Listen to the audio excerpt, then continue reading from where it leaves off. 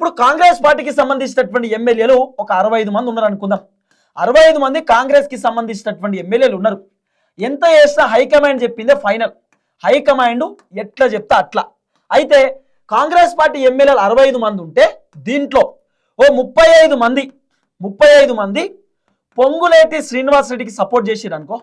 Ponguleti శ్రీనివాసరెడ్డికి support చేసి ఒక 30 మంది రేవంత్ రెడ్డికి సపోర్ట్ చేసిరు అనుకో.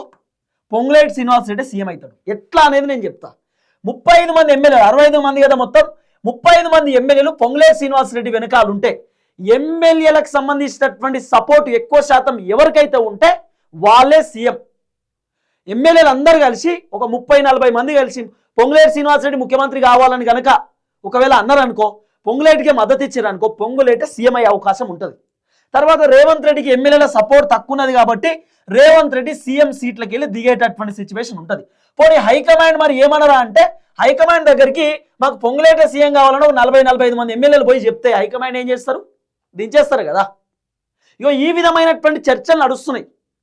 రేవంత్ రెడ్డిని సీఎం పదవిలోకి వెళ్ళి దించడానికి మంత్రులు రకరకాల ప్రయత్నాలు చేస్తూ ఉన్నారు అనేది ఒక చర్చ. ఎట్లా అంటే ఫర్ ఎగ్జాంపుల్ ఖమ్మంకి సంబంధించినటువంటి ఒక 10 మంది ఎమ్మెల్యేలు, ఉమ్మడి వరంగల్ జిల్లాకు సంబంధించినటువంటి 10 మంది ఎమ్మెల్యేలు, నల్గొండకు సంబంధించినటువంటి 10 మంది ఎమ్మెల్యేలు, ఓవరాల్గా లెక్కేసుకుంటే 10 మంది ఉన్నా లేకపోయినా ఓ 30 మంది పొంగులేటి శ్రీనివాసరెడ్డి వెనకాల ఉన్నారట. కొంత వినబడుతున్న వ్యవహారం.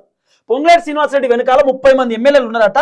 ఇంకో 5 నుండి 6 మంది ఎమ్మెల్యేలను పొంగులేటి శ్రీనివాసరెడ్డి కనుక గ్యాదర్ చేసుకుంటే రేవంత్ రెడ్డి సీఎం పదవి దించే అవకాశాలు ఉండొచ్చనే చర్చ ఉంది.